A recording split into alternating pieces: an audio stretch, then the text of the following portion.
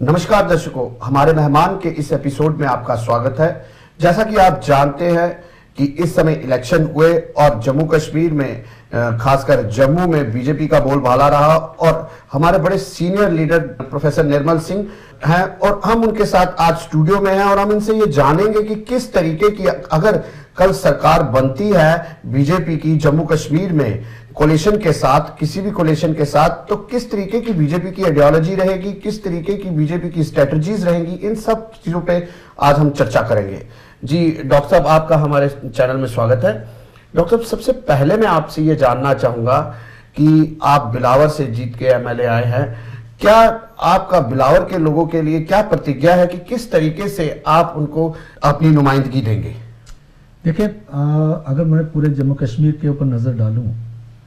और जो 67 सालों में यहाँ हुआ है जी, उसका एक जो पिक्चर जो बनती है बिलावर में बनती है। बिलावर में 67 सालों में जिस प्रकार की डेवलपमेंट होनी चाहिए थी, चाहे वो सड़कें हैं, पानी पीने का है, बिजली है, चाहे वो एम्प्लॉयमेंट की बात है, उसमें से मैं कहता हूँ कि बहुत ही खराब हालत मैंने खुद देखी है वहाँ पर जी। और 12 साल में तो बहुत ही जो है बिल्कुल कहना चाहिए कि डेवलपमेंट नाम की कोई चीज़ नहीं हुई। और मेरा मकसद है कि आने वाले वक्त में उन्होंने मुझे बहुत अच्छा वोट दिया, 43,000 से ज़्यादा मुझे वोट मिला है जी। और मैं बिलावर की जनता का सेवक बन के उनकी जो है भलाई का हर काम और जो मूलभूत जो उनकी सुविधाएं हैं, जिसमें बिजली, पानी, सड़क और उनको रोजगार जी, ये देने का मेरा पूरा जो है लक्ष्य है और मैं करूंगा जी। डॉक्टर साहब, एक अहम सवाल बिलावर के लोगों के लिए आपसे ये पूछना चाहूंगा कि अगर आप सत्ता में आते हैं तो वो तो बहुत अच्छी बात है, अगर नहीं भी आते तो भी आप उनके एमएलए हैं, तो क्या उनकी मेन परेशानी है जिसको आप सबसे पहले दूर करना चाहेंगे? देखिए, हम सत्ता में आएंगे जी और जिस प्रकार से हमारे केंद्र की और बातचीत चल रही है और कल जैसे माननीय राम माधव जी ने ये बात स्पष्ट की है, हम जो है सरकार बनाने जा रहे हैं और एक अच्छी साफ सुथरी ऐसी सरकार जो क्रेडिबल है, ट्रांसपेरेंट है और लोगों की मंशा के मुताबिक काम करने वाली सरकार, जो भ्रष्टाचार को समाप्त करे, यहाँ की डेवलपमेंट और जो है एम्प्लॉयमेंट जनरेट करे, इस प्रकार की सरकार हम देंगे। इसी के मद्देनजर मैं चाहूंगा कि सबसे पहले मुझे जो लगा कि बिलावर में आवश्यकता है कि वहाँ का जो इंफ्रास्ट्रक्चर है, जैसे पानी पीने का है जी, वहाँ पानी खूब है लेकिन लोगों तक पहुँचाना, कुछ एरिया कंडी है, पहाड़ी इलाका है और वहां पर कई स्कीम्स हैं, वो काफी स्कीम्स जो है डिफंक्ट पड़ी हैं। हैंडपंप लगे हुए हैं लेकिन हैंडपंप जो है खराब हैं। अभी पिछले 1 महीने के अंदर लगभग 80 हैंडपंप हमने ठीक करवाए हैं और कई स्कीम्स हैं जो कि डग वेल हैं, बाकी है, उनको चालू कराने की कोशिश की है और वो जल्दी जो है मैं चाहता हूं कि गर्मियों में जब बड़ी ही समस्या पानी की होगी तब तक जो है ज्यादा से ज्यादा लोगों तक पानी पहुंचाया जाए और नई स्कीमें शुरू। मतलब छोटे शब्दों में आपका कहना यह है कि पानी की समस्या वहां बहुत है, पानी है लेकिन साफ सुथरा पानी लोगों तक पहुंचाना वो बड़ा कठिन है और वो पहुंचाना है। और दूसरा है सड़क जी। बहुत कम ऐसे क्षेत्र हैं जो कि यहाँ सड़क है लेकिन सड़क अच्छी नहीं है जी। बहुत से ऐसे क्षेत्र हैं जहाँ बिल्कुल सड़क नहीं है, कनेक्टिविटी बिल्कुल है नहीं है। तो हमने कहा है, टारगेट दिया, मैं जितने इंजीनियर से उनसे बस बैठा था, उनको कहा कि अप्रैल तक 6 सड़कें जो हैं जो प्रधानमंत्री ग्राम सड़क योजना में हैं उनको पूरा करो। फेज 1 हो चुका है, फेज 2 की बात हम कर रहे हैं। एक बहुत बड़ी एक सड़क है जो कि मुख्य सड़क है, जो कि जो है यहाँ पर दयाला चक से लेके और छला रामपुर तक है, वो ऐसी सड़क है जो कि इसका बिलावर का चेहरा है जी। और उसमें जितनी नेशनल हाईवे के बाद ज्यादा प्रेशर उस सड़क पर रहता है और बहुत सी जो श्रीनगर से जो ट्रैफिक पंजाब के लिए जाते हैं उस ओर से ट्रक्स पर आते हैं। मेरा अपना एक कोशिश है कि वो नेशनल हाईवे उसको डिक्लेयर किया जाए और एक डिफेंस रोड को नेशनल हाईवे को जोड़ने वाली सड़क है और लिंक है उन दोनों का, तो उसको नेशनल हाईवे बनाए। तो ये कनेक्टिविटी मेन आप कहते हैं कि कनेक्टिविटी की भी वहां कमी है, वो कनेक्टिविटी भी पूरी होनी चाहिए जी। डॉक्टर साहब, आप पूरी रियासत के लीडर हैं, अब इस बात को, एक कॉन्स्टिट्यूएंसी को छोड़ के हम रियासत की तरफ आए तो पिछले जो सरकार गई है उसमें कहा जाता है, लोगों का, ये दर्शकों का मानना है, दर्शकों ने कहा था कि ये प्रश्न अगर कोई सीनियर लीडर बीजेपी का है या पीडीपी का है तो जरूर पूछिएगा कि जो पिछले दौरान सरकार गई है उसमें कई ऐसे लीडर्स थे, कई ऐसे मिनिस्टर्स थे जो सिर्फ कॉन्स्टिट्यूएंसी के मिनिस्टर थे। तो क्या उसको मद्देनजर रखते हुए आप, अगर सरकार बीजेपी की जिस तरीके से आप कह रहे हैं, क्या आप में भी ऐसे कई लीडर्स होंगे जिनका जहन और ध्यान जो है कॉन्स्टिट्यूएंसी पे होगा, लेकिन आप उनके माइंड को उठा के स्टेट की तरफ लाएंगे?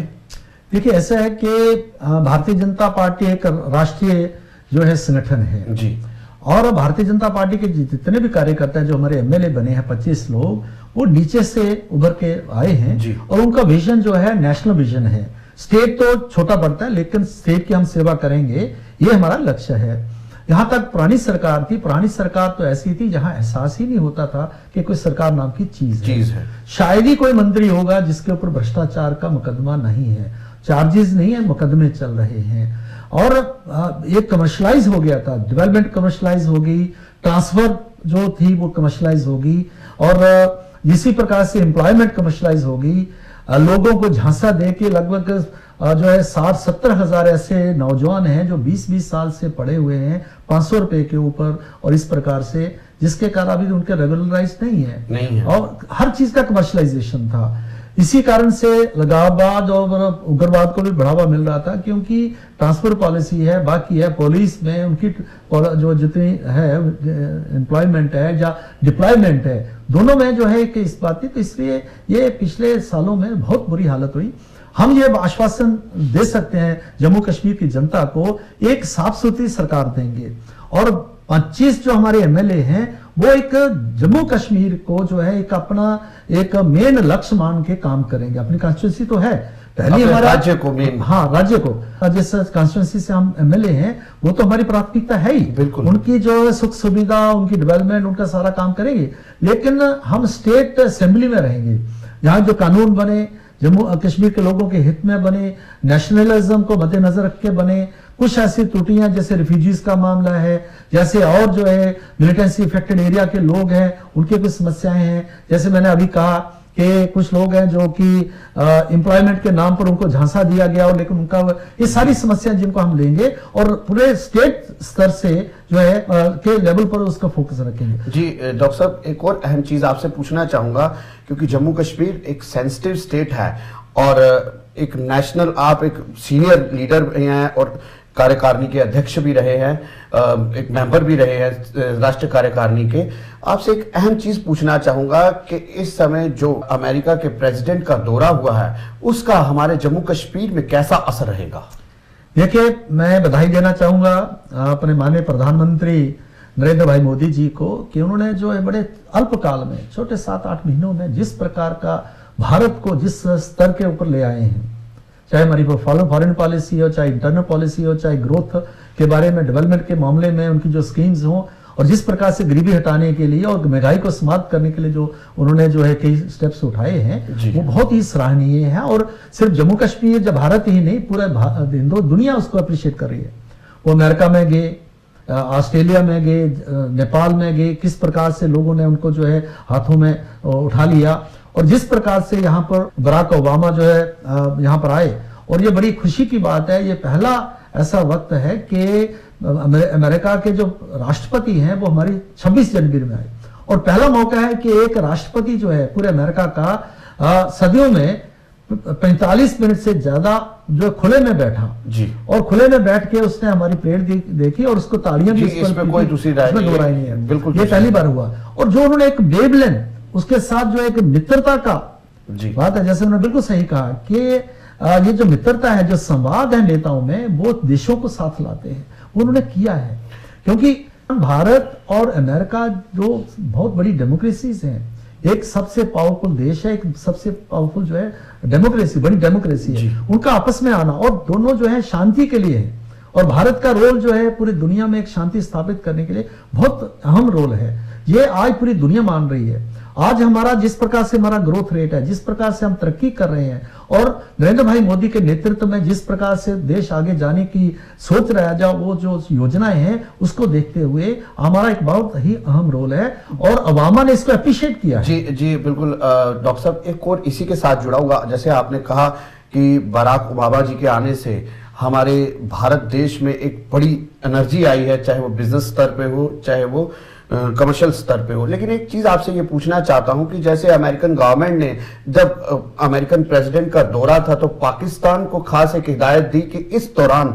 इस विजिट के दौरान, दौरे के दौरान तुम कुछ भी ऐसी हरकत नहीं करोगे। तो इट मीन्स कि अमेरिका ये जानता है कि पाकिस्तान की ही सब करी धरी है। आए दिन हमारे जवान शहीद हो रहे हैं, आए दिन हमारे आला अधिकारी पैरामिलिट्री या मिलिट्री फोर्सेस के शहीद हो रहे हैं। तो इस बारे में उनको नहीं बताना चाहिए था? देखिए ऐसा है कि ये एक मैं कहूंगा कि बड़ी बहुत ही राजनीतिक या एक कूटनीतिक जो है जीत हुई है हमारी। पाकिस्तान ने सिद्ध कर दिया कि मिलिटेंसी को वो प्रोत्साहित कर रहा है जी। जब तक ओबामा रहे एक गोली नहीं चली, एक कोई इंसिडेंट नहीं हुआ, गए उन्होंने फायरिंग शुरू कर दी और हमारे कर्नल कल ही शहीद हुए हैं, एक नौजवान शहीद हुआ है।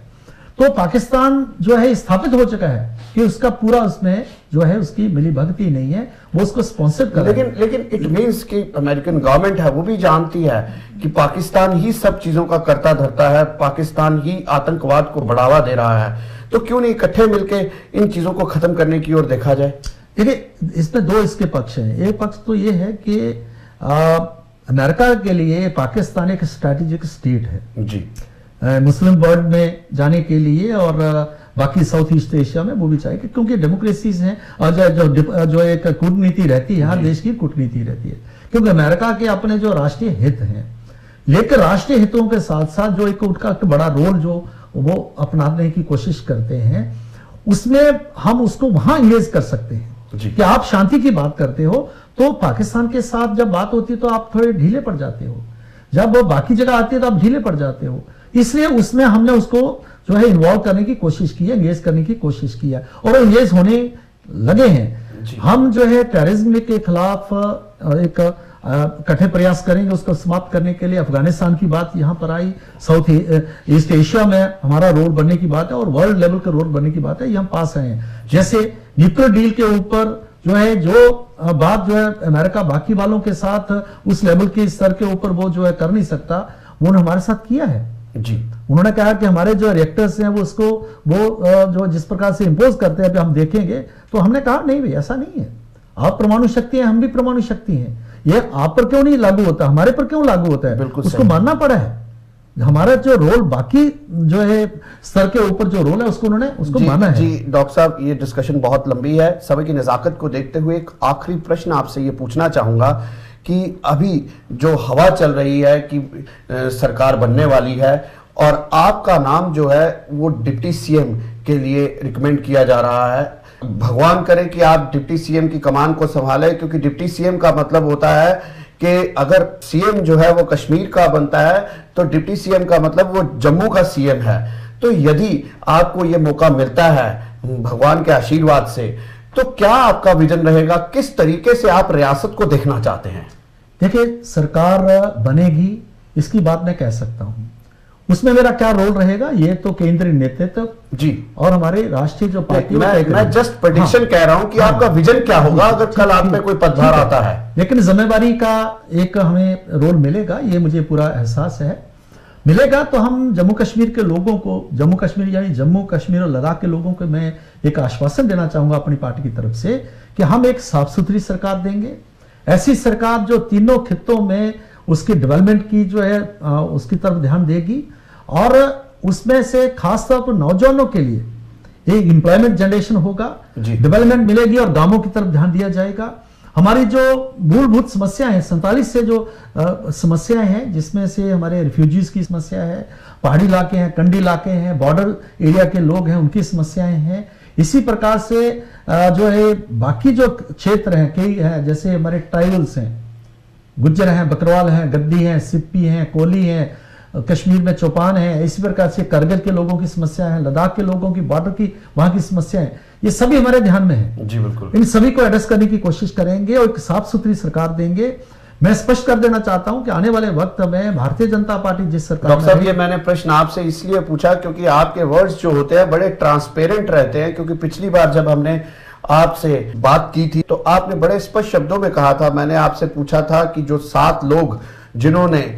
जम्मू की जनता के साथ विश्वासघात किया और वो 7 एमएलए हैं वो सस्पेंड भी हुए और फिर दोबारा से पार्टी ने उन्हें अपने साथ जोड़ा, तो क्या उनको उनकी नुमाइंदगी करने का मौका दिया जाएगा? आपने बड़े स्पष्ट शब्दों में कहा कि हमारी जो भारतीय जनता पार्टी है वो बड़ी करप्शन फ्री पार्टी है और आपका वर्ड बिल्कुल सिद्ध हुआ कि उनमें से एक भी आदमी को मैंडेट नहीं दिया गया। इसीलिए मैंने आपसे ये प्रश्न पूछा कि इन फ्यूचर क्या विजन है जिससे जम्मू कश्मीर के लोग जो एक्सपेक्टेशन रखते हैं आपसे उनको किस तरीके से आप पूरा करेंगे? देखिए, वही कह रहा हूं कि ये जो मैं बात कह रहा हूं मैं भारतीय जनता पार्टी की ही बात कह रहा हूं जी। मैं उसका एक कार्यकर्ता हूं और तब भी जो बात कही थी और पार्टी ने वो सिद्ध की और उसका हमें परिणाम भी आए, वो सिर्फ पॉलिटिकल स्ट्रेटजी नहीं थी, हमारी कमिटमेंट थी। ये जो मैं बातें कह रहा हूं कमिटमेंट की बातें कर रहा हूं। हम जम्मू कश्मीर को एक साफ सुथरी सरकार देंगे, भ्रष्टाचार के ऊपर अंकुश लगाएंगे और नरेंद्र भाई मोदी का जो सपना है पूरे भारत का और जिसका जम्मू कश्मीर एक महत्वपूर्ण अंग है और जिस प्रकार से उन्होंने जम्मू कश्मीर के प्रति उनके विचार हैं, जब हम उनके पास गए उनको हमने निवेदन किया कि आइए आप जम्मू कश्मीर में जो है आप प्रचार के लिए आइए इलेक्शन में, तो उन्होंने कहा कि जम्मू कश्मीर के लिए मेरा खून का कतरा कतरा हाजिर है। ये हमारे प्रधानमंत्री नरेंद्र भाई मोदी के ये जो है उनके सेंटिमेंट से जम्मू कश्मीर के लिए वो एक हमारे लिए बहुत बड़ा एक हमारी एसेट है, हमारी जायदाद है। उसकी सोच को और उनका जो खुला दिल है, बड़ा दिल है और जम्मू कश्मीर को वो कहते हैं मैं 125 करोड़ का प्रधानमंत्री हूं, जो बड़ा दिल है उसको ही मद्देनजर हम देखे एक अच्छे उनके साथी बन। डॉक्टर साहब, इसी के साथ जुड़ी हुई एक और चीज आपसे पूछना चाहूंगा क्योंकि ये जम्मू की जनता का मानना है कि इसमें कोई दूसरी राय नहीं। इस बार जो इलेक्शन में जो भी कैंडिडेट्स बीजेपी के जीते हैं वो एक मोदी जी की वेव थी जिसके कारण जीते। एक वाहिद आप ऐसे कैंडिडेट हैं क्योंकि आप काफी पुराने सीजन्ड और कई बार इलेक्शन भी लड़ चुके हैं और लोगों को आपसे पर्सनली बड़ी एक्सपेक्टेशंस हैं और वो आपको सुनना चाहते हैं, तो आप उनको क्या संदेश देना चाहते हैं? देखिए, एक बात मैं स्पष्ट करना चाहूंगा कि नरेंद्र भाई मोदी का आशीर्वाद बिलावर में था, वो विशेष तौर पर वहां पर आए, एक बहुत बड़ी जनसभा उन्होंने की और जिस प्रकार से उन्होंने जो सारा पब्लिक को एड्रेस किया और मुझे भी उन्होंने जिस प्रकार से वहां पर एक स्थान दिया अपने शब्दों में, तो एक बहुत बड़ा कारण था उसके लिए भी एक हमारा जो इतनी बड़ी लीड आई है जी। दूसरा मैं ये कहूंगा कि जैसे मैंने कहा कि हम जम्मू कश्मीर के लोगों कहेंगे कि एक सही मायने में क्या नुमाइंदगी क्या होती है, एक राजनीतिक पार्टी का क्या रोल हो सकता है, भेदभाव से ऊपर उठ के एक जो पॉलिटिकल एंगल से ऊपर उठ के और सभी के प्रतिनिधि चाहे जिन्होंने वोट दिए हैं नहीं दिए हैं उनके नुमाइंदे बनते हुए, सभी के नुमाइंदे बनते हुए और जम्मू कश्मीर को 21वीं शताब्दी में भारत का जो तरक्की और आगे जो है प्रोग्रेस है उसमें उसका एक सहभागी बनाएंगे और 47 से लेके जो समस्याएं हैं उनको हल करते हुए हम जम्मू कश्मीर को आगे लेके जाएंगे। और जिस प्रकार से एक भिन्नताएं हैं, मनभेद हैं, मतभेद है जम्मू कश्मीर में, उनको कम करने की कोशिश करेंगे। डॉक्टर साहब, एक और छोटा सा प्रश्न, उसके बाद मैं आपसे विदाई लूंगा। डॉक्टर साहब, जिस तरह आपने कहा कि 25 आपके एमएलए जो हैं वो जीत के आए हैं, आपने अपने शब्दों में ही कहा कि वो जमीनी सतह से उठ के आए हैं। अभी उसमें से 70% लोग जो है वो एक्सपीरियंस नहीं है, पॉलिटिक्स की उनको एबीसी भी नहीं, अभी उनकी उसकी भी जानकारी नहीं है, चाहे वो पढ़े लिखे हैं, इसमें कोई दूसरी राय नहीं, लेकिन पॉलिटिक्स की जानकारी होना बहुत जरूरी है। आप उनमें सबसे सीनियर लीडर हैं, आपको उनको चलाने में कहीं कठिनाई आएगी, कहीं कुताही आएगी, तो किस तरीके की एक एडमिनिस्ट्रेशन भी आपको चलाना बहुत जरूरी है क्योंकि आप सबसे सीनियर लीडर हैं इस समय उन 25 में, तो क्या रोल रहेगा आपका? देखिए, बड़ी सुखद बात है कि 90% जो लोग हैं वो ग्रेजुएट्स हैं जी और अपने अपने फील्ड में उनकी महारत है। 3-4-5 लोग जो हैं डॉक्टर्स हैं, एमबीबीएस डॉक्टर्स हैं, जब मेडिकल डॉक्टर्स हैं, वकील हैं, इंजीनियर्स हैं और अपने क्षेत्र में एक बड़े अनुभवी हैं जो पॉलिटिकल जैसे रहे हैं, एमएलए एक्स एमएलए हैं, तो वो वाली समस्या नहीं आई। ठीक है, एक सरकार में अगर हम आते हैं तो पहली बार आएंगे और मुझे पूरा विश्वास है और लोग जो हैं लोगों के प्रति उनकी कमिटमेंट है जी, अपने बलबूते पर आए हैं। नरेंद्र भाई मोदी का हमें आशीर्वाद है, केंद्रीय नेतृत्व का हमें आशीर्वाद है और जो एक कुल मिला के एक कोशिश है भारतीय जनता पार्टी की, मतलब छोटे शब्दों में आप कहते हैं कि आप एक सहज सरकार देंगे, सहज सरकार देंगे और लोगों की सेवा करने वाली सरकार देंगे। क्योंकि हम सभी लोग हैं जो हमारे सहयोगी होंगे उनसे भी हम अपेक्षा करेंगे उनको पूरा सहयोग एक दूसरे करते हुए एक अच्छी सरकार देंगे। इसी के साथ प्रोफेसर साहब आपसे विदाई लेंगे जी। दर्शकों, ये थे हमारे साथ डॉक्टर निर्मल सिंह जी, उन्होंने बड़े स्पष्ट शब्दों में ये कहा कि हमारी सरकार यदि बनती है और जरूर बनेगी, जो भी हमारी कोलेशन होगी उसके साथ हम शाना बिशाना चलेंगे। जो सहयोग उनसे हमें चाहिए या हमें उनसे चाहिए, बिल्कुल एक और एक 11 होके देंगे। और साथ में इन्होंने ये कहा कि ट्रांसपेरेंसी, भ्रष्टाचार में कोई कंप्रोमाइज नहीं किया जाएगा। यूथ को एम्प्लॉयमेंट दी जाएगी, जो हमारी रियासत की सबसे बड़ी कमी है। उसी वजह से हमारी रियासत का नौजवान नशे की ओर, आतंकवाद की ओर बढ़ा है। उस चीज को हम सबसे पहले खत्म करेंगे और सेंटर की हेल्प के साथ करेंगे। बड़ी अच्छी बातें हमें प्रोफेसर साहब से जानने को मिली। दर्शकों, इसी के साथ विदाई लेंगे, फिर हाजिर होंगे इसी समय इसी वक्त नए एपिसोड के साथ हमारे मेहमान के। तब तक के लिए आपसे विदाई लेते हैं। धन्यवाद।